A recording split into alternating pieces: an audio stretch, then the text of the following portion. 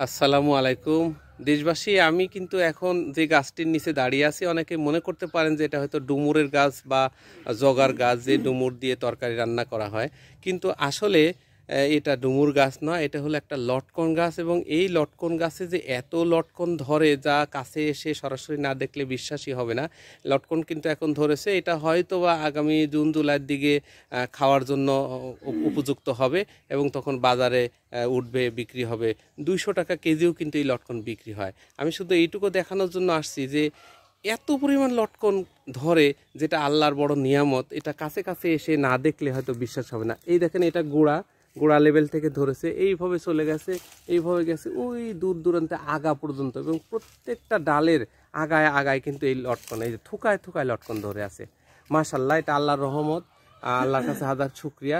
আমি চাই যে প্রত্যেক বাড়ি বাড়িতে একটা লটকন গাছ লাগানো উচিত। ধন্যবাদ।